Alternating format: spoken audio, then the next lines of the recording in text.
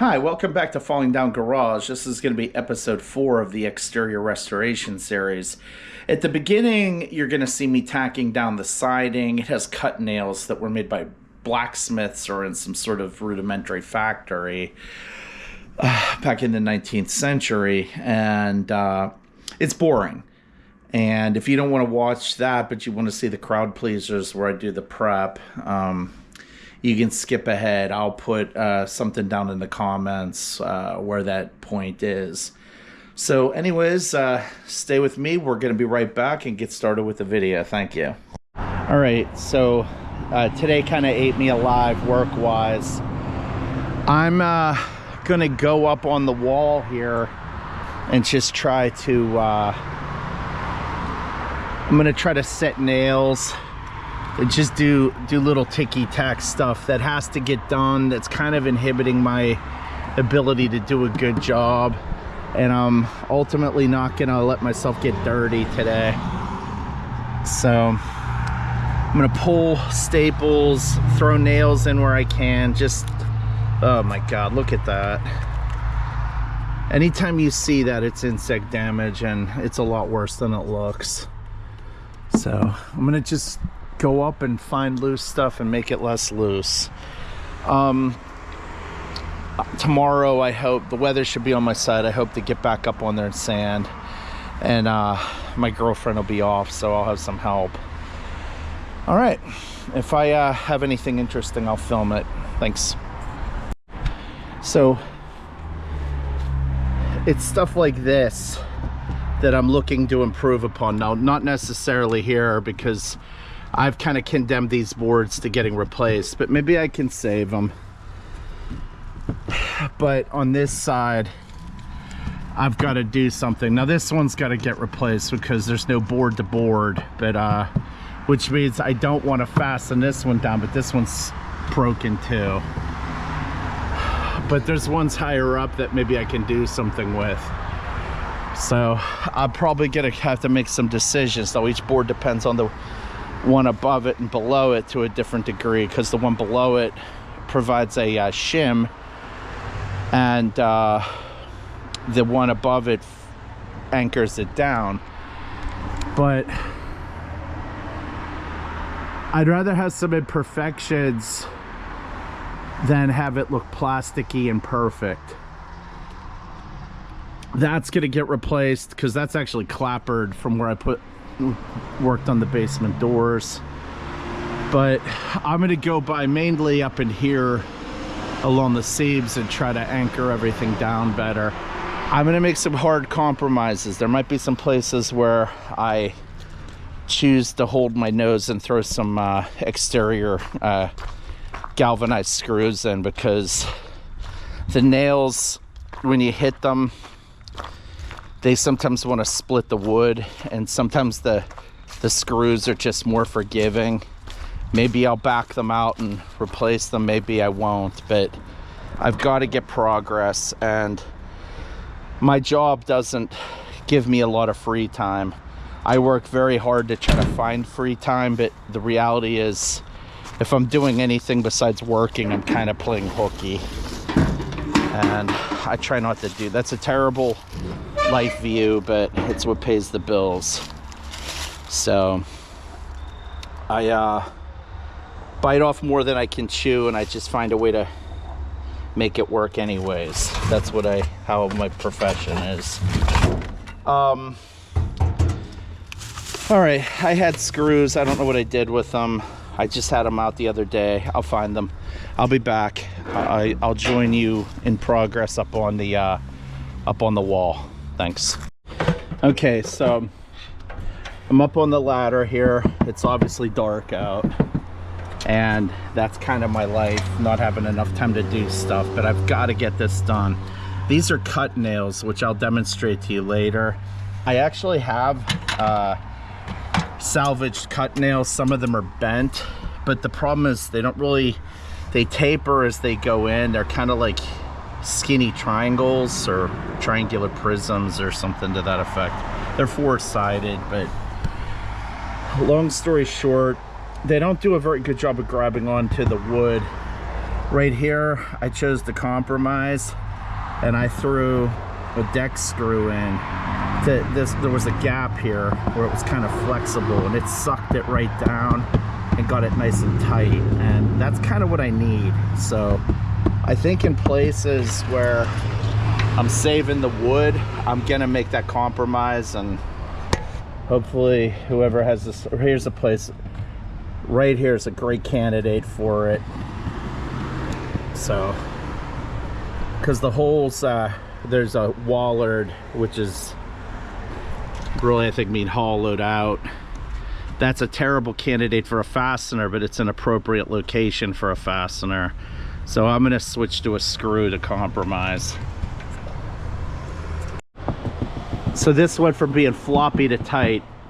I didn't choose to go in the hole. I went to the top of the siding, but I caught meat here, wood here, and I caught it behind it. And that's what I'm gonna do. I'm gonna identify loose places and just kind of tighten them up. Half art, half science, or something like that. All right, I gotta get something done today. That's as good as it's gonna get. So here's a great example of picking your poison. As I suck that screw in or let it out, it'll flex here along this split. And I have to just pick my poison because this fastener isn't doing anything. I could probably almost pluck this one out. It's shiny because I ran the sander over it, but it's not doing anything. This one isn't doing anything. This one barely doing anything. So that's what I'm railing against while trying to save the boards. Now that nail needs to be tapped down. This is probably an aluminum siding nail. So this is the kind of stuff I'll be working on. Trying to tap that down a little bit. That worked. Try to tap this one down. I'm choking up on the hammer because I got to get it right. I'll try to tap that one down. See all the schmutz that falls out.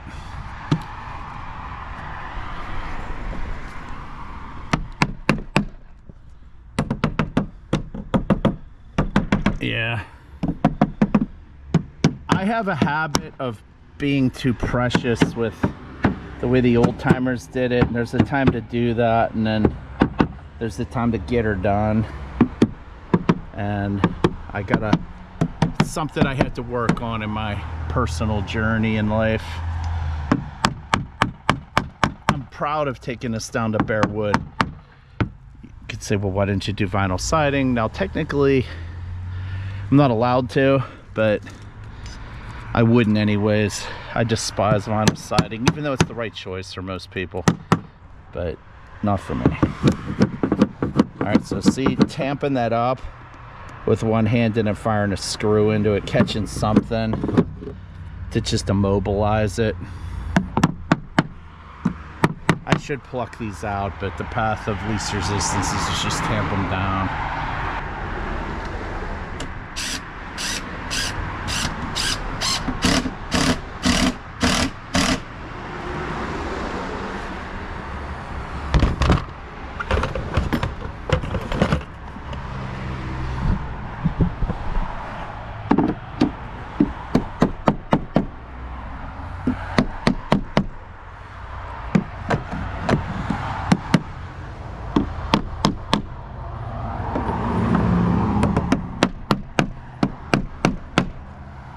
It'll get loose. I'm gonna suck that down. See that? No good.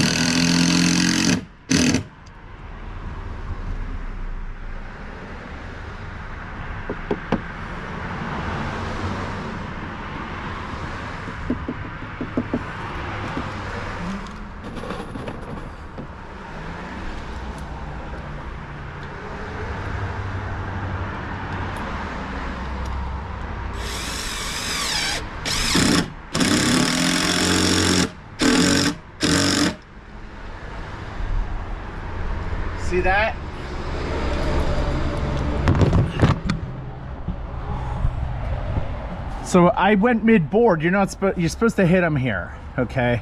But I had that nail there, so I'm gonna pound that down. But look, when I suck this one down, this one pops out. It's like whack-a-mole.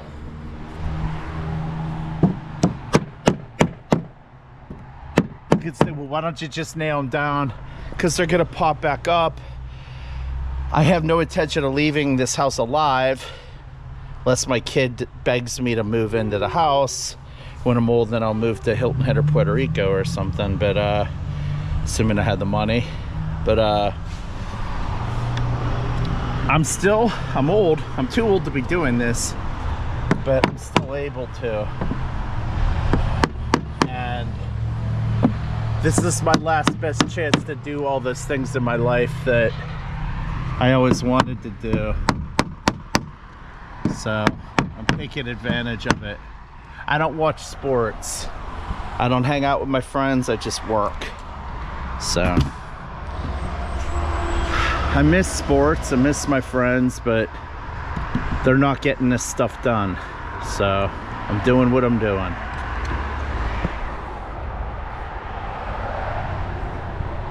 Tomorrow I'm gonna make this look like this, and then it'll be ready for primer. And this I'm going to hold my nose and not look at, because I promised myself body then trim. Now a lot of times you're actually better off pitching backwards on a house and doing all the trim repairs and then just painting the body, because what you do is you run the trim paint onto the stucco or siding if you have like a colonial revival, you know, something early 20th century, but 20th century. But you know, this house, see this here, this is all probably replacement. In other words, this is probably the correct window trim. I won't know until I start plucking. And this would have had not 4/4s, it probably would have had 9/9s, because if you go to Home Depot and get plexiglass in squares, it's I think 8x10. In the olden days, if you wanted to, you could almost figure out the size of a window by counting it and then just assuming it had an 8x10, 8x10, 8x10. That's why they offer that size of plexiglass. It was a good quickie repair if you have kind of a dilapidated older house that needs a quick repair, just to make it sound, not to make it historically accurate. So you guys weren't necessarily cutting glass. Sometimes, you know, cutting glass in the field is hard. I've done it like successfully maybe once, probably not even that much. I would just go to the hardware store and have them do it. There's something called a Fletcher 3000, which looks like a T-square with some weird apparatus and has like a trigger, and you go through it and cuts glass perfectly. And I would love to have one of those, but I know you can do this method and glaziers know how to do it, but if as a civilian you try to do it, yeah, you're gonna break glass. So let me keep moving on this. I'm sure there's people that are gonna write in and tell me I'm an idiot. And, okay, well, make a video, show me how to cut glass, and I'll watch it. And I'll send a link, put a link up to your video. And I'll try it. I own glass cutters. You know what I use to cut glass? I have a Harbor Freight tile saw for 30 bucks in 20 years ago money. It's probably 50 bucks now. I use that to cut glass. And it destroys the blade, but it kind of works, kind of. I'm straight up and just suck it together. They don't have big flanges, but they will fit into tight spots. Look at that. This is frustrating. This would be frustrating if I was doing this for money. It's even worse when it's your own place. All right, I'll be back.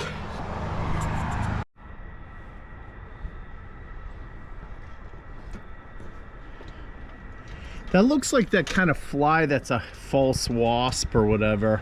It's too small and it hasn't attacked me yet. I'm not gonna kill it. Yellow jackets, I tend to be Mr. Peace, Love, and Understanding for a person that's not a vegetarian, but Yellow Jackets, they're on my eternal hit list. They started it, not me. But I'm gonna let that little guy live. Although it's probably not gonna make it anyways. There's no continuity error. I just decided to change my gear because from that ladder set, I want to try to scrape up a little bit real quick. It's not that laid out. And then I'm going to move the ladder probably this way to tack that stuff down. And if I'm feeling frisky, I might go over and do it above this board. This is where the house ended, the original house. And I would give anything to know exactly what was built when. This house has a cook-in fireplace, which eventually my girlfriend, it would be right up above there, down the pipe here. We're going to eventually open that up, and eventually she'll probably cook through it because she's like into that kind of stuff. So I think they put this board in here just as sort of the dividing line. And I actually believe that it stopped there because everything above it or close to it was new. I don't know. But it's safe to say this is addition. An old house is kind of like getting a rescue pet, you know. You never really truly know the history behind them, and that's okay. They make you happy. That's all that matters. All right, so along the ladder line there, I've taken that siding and really sucked it back into the house using exterior screws that are zinc coated or galvanized or whatever. And that part of the house is pretty solid, but I'm hungry. It's late. My neighbors have young kids. I think what I'm going to do is stop, and I'm going to work late tonight and then come back tomorrow and work on my house during business hours. Kind of rob Peter to pay Paul, but I'm gonna get out the I'm gonna get the longer ladder up on the house and get up into the gable, and I'm gonna take that off and just work downhill like I should be. So the product I'm using was actually outlawed by the US government back in 1978 because it's a shock hazard. And it's a stove element basically put on a handle for an electric stove, and has a shroud to keep the heat on the surface, and it works really well. And it's heartbreaking to know that, you know, it's a banned product. And I'm not a consumer product attorney, if there is such a thing, but my using it may be illegal. Selling them brand new is illegal. They're available used. Maybe they shouldn't even be for sale. It's kind of like buying lawn darts or a three-wheel trike, I guess, only probably more dangerous. And but that's what I'm going to be using, because that's only probably more dangerous. And but that's what I'm going to be using, because I don't want to use a propane torch on the house. And I also got something that's looks sort of like a wood chisel, but it plugs in to get into tight spots due to the wiring and such. I've got phone lines all over the place. It's probably, I don't even have a landline. And well, actually I do through Comcast, but that's cable. But I believe the phone line goes down to the basement for my gas or water meters. So I'm sort of stuck with them, even though I'd love to just take that and make it go away. But I think I'm required to have it so I can pay my bills on that. But I'm gonna see how much of this I can take out of the job tomorrow. At least getting the paint off. I don't know if I'll get it sanded. We'll see. I might just take the whole day off. If I take the whole day off, it'll get done. But I'm starving right now. Haven't called my mom, and I talk to her every day. So I'm gonna just put this stuff away and then kick the can until tomorrow. All right, so going onward and upward.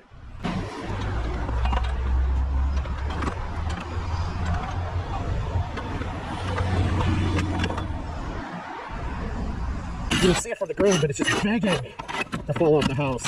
Staples.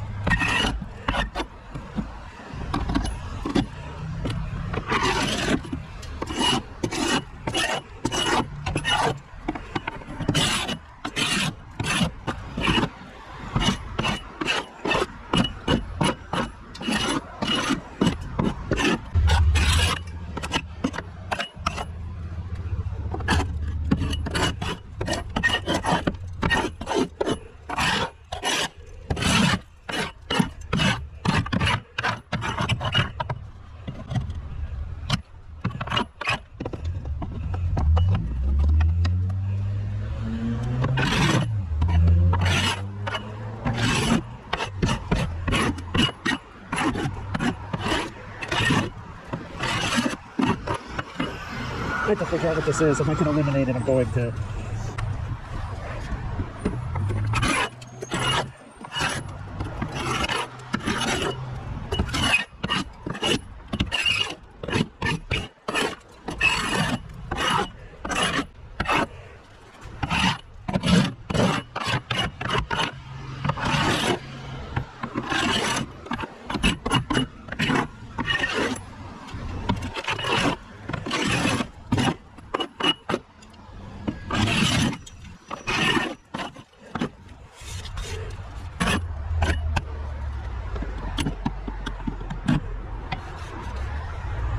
This appears to have been switched over to plywood at some time in the past. Yeah, definitely.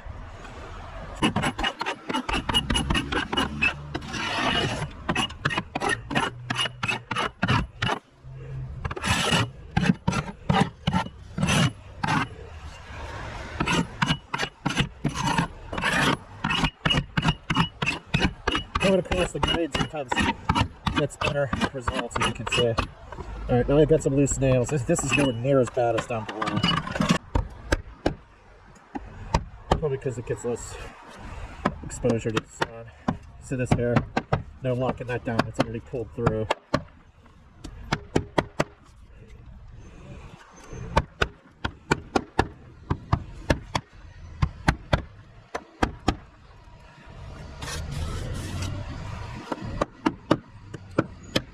That.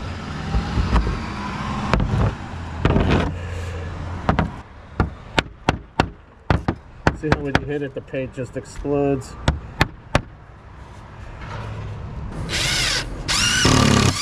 Yeah. Okay, good.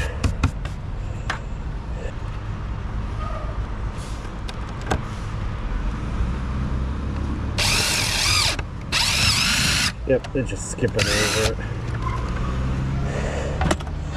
Alright.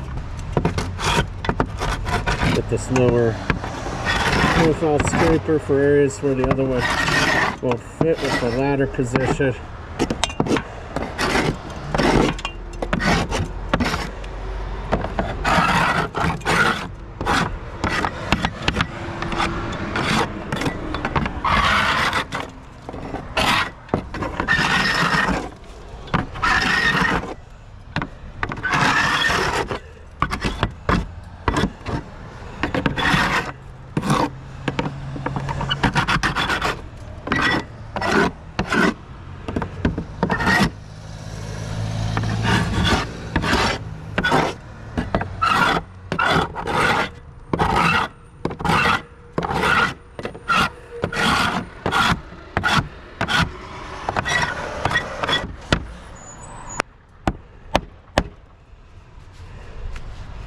I think that might be a screw.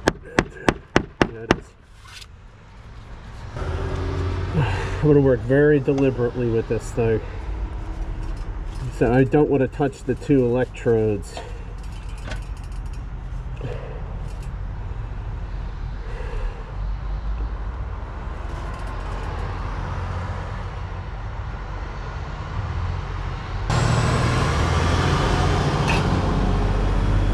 It's just warming up now.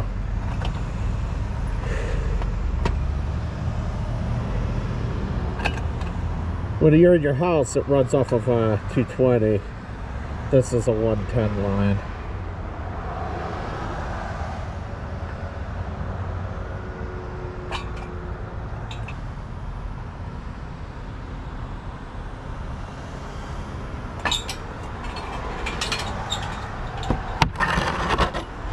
It's starting to attack the fill, but not the way it needs to.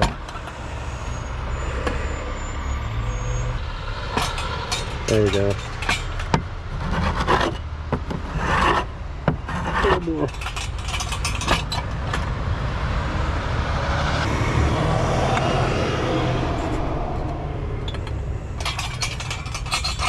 That's what we're looking for. There we go.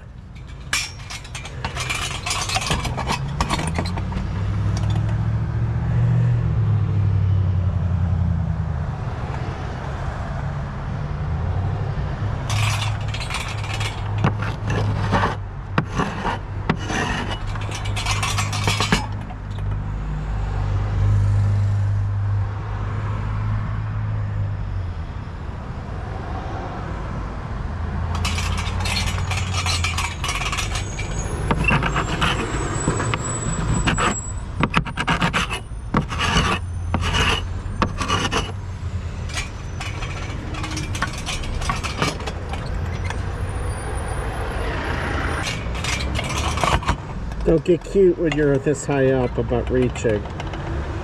Just make multiple ladder sets. It is what it is.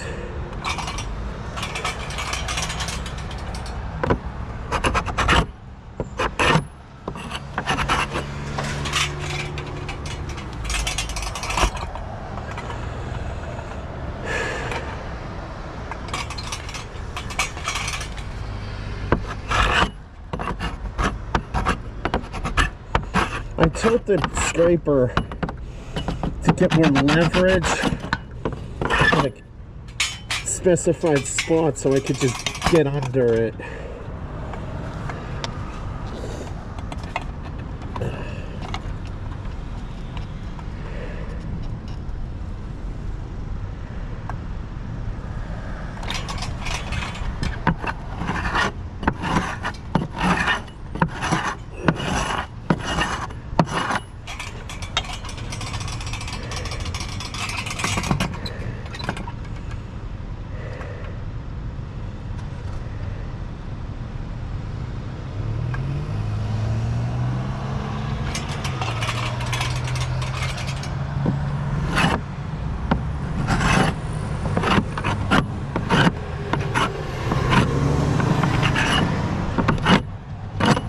I'm gonna have to touch up the white too, see what just happened.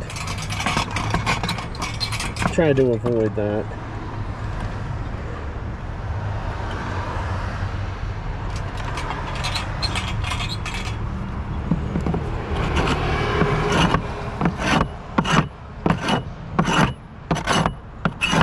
It's gonna happen though, what are you gonna do?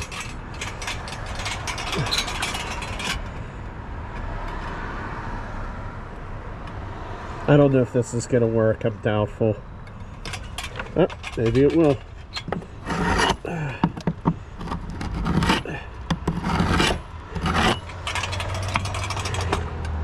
I'll give it a little air gap this time.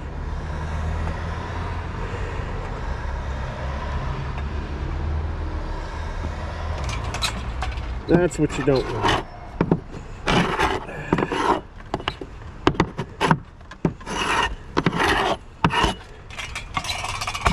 You could have a mouse house up there, which is very flammable.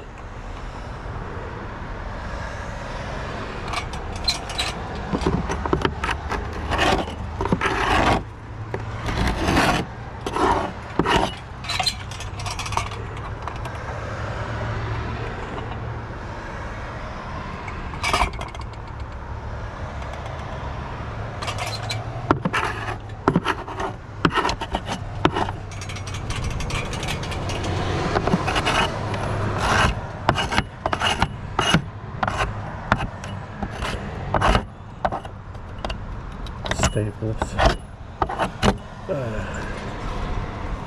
Darn those staples.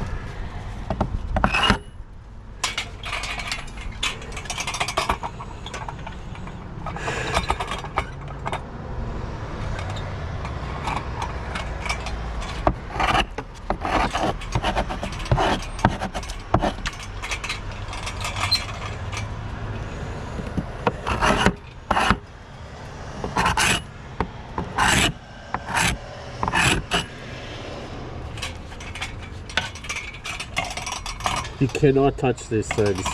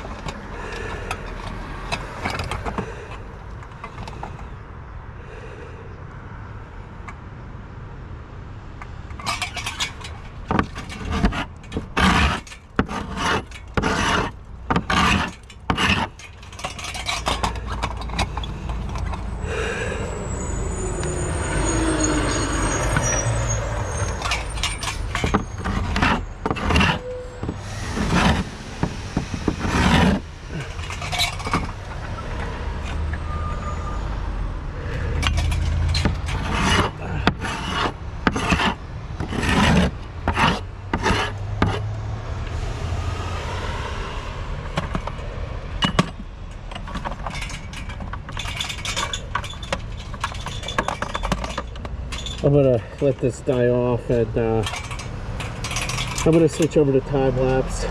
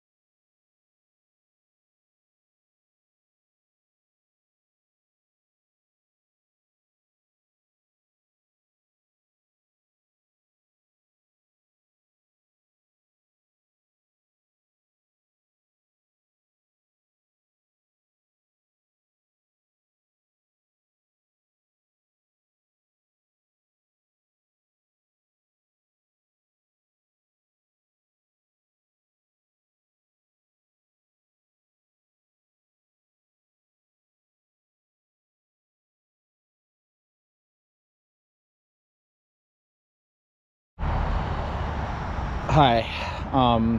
So it's I guess day 3 of this saga of returning to work on my house. I've been up on the 32 for I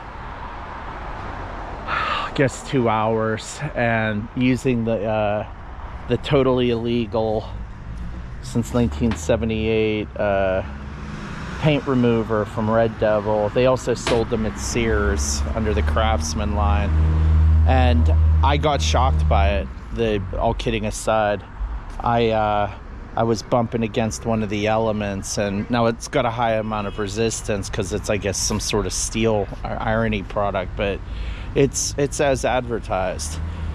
But it works. Don't use them, but using the lye and wax paper products, you know, I don't know, this isn't a historic preservation job, government funded, where there's just limitless money to do it. I gotta get her done. So as I'm looking up from underneath here, I think I'm gonna have to chase it with the flapper wheel, especially underneath, to just buzz off. This stuff's actually adhering pretty well at the bottom of each clapboard. I'm gonna move my ladder set. I have no energy, and I'm praying to not have to do this right now, but I have a small section there that I think I can take out of the job. Square footage wise, the sun's already setting. I think I'm gonna have to kick the can on this until another day, hopefully tomorrow. And the proof of concept of using the heating elements, though, is a success, but you have to be extremely careful. I don't recommend doing it. In fact, I'm recommending that you not do it. I did this kind of work for, you know, 7 or 8 years probably, and I'm not saying I may never finish this video. I might fall off the ladder and die, but I'm hoping that I don't. But once I get, this is the hardest part of the house. Once I get over here, you're just taking care of one story. The bottom stuff is taper sawn. It's probably only 10 or 20 years old. It's not that bad. They just didn't paint it properly. So I'll have to open the doors to get a ladder set in here to take this out of the job, but it's low. The other hard part of the job is gonna be over here. And it's not the height, it's the ladder sets. And then I'm not getting into all the trim and stuff, because, you know, that's gonna be a pill. Like that attic window, the sill's completely gone. You gotta, whenever you have something that's gonna get consistent water, you either have to flash it, it either has to be synthetic, or you gotta paint it on all 6 sides, even though you're only gonna see 1 or 2 of them. And that's the poster child for it. That thing is just absolutely getting destroyed. And it's not from rot, it's from insects. It's always from insects. So this is mostly clapboard, it looks like. Those boards right there, this was taken off by pressure washing. Those are oddly some old boards that they just completely went around. And it almost looks like stain instead of paint up there. I don't know how I'm gonna deal with that. I might take the bad ones out of the job on the winter using an A-frame ladder, and then transition to, I don't know, maybe this is something I should spray. I don't like spraying clapboard, but everyone else on my street does it. So to be determined. Sorry for the verbosity. I really appreciate you watching. I have a lot of videos that I've made. I just haven't put any of them out. This is going to be the first one. I finally am mustering up the courage to do it. And then I'll go back and edit stuff, but I'll try to keep you entertained. I'm not going to stop working on stuff. So like this here, this is easy. Just buzz it off and prime and paint it. I'm not going to lose my religion over it like on the other side of the house. The only tricky parts of this are the ladder sets towards the end, because you can't really hit it from down below on a 2-story height ladder. I'm probably gonna have to use something called a ladder pivot, which is like a wedge to put underneath my ladder to get to the left of that second window. Little things like that. I guess the same would apply on the other side. You're listening to my note taking for the future. Yeah, right here to the in between the downspout and the window, that's a little tricky because it's just making sure you have a good safe ladder set, and I'll have to detach and reset the downspout each day when I'm working on it. Little stuff like that. All right, yeah, I'm gonna pack up. I'm out of gas here, so I'll hopefully see you tomorrow.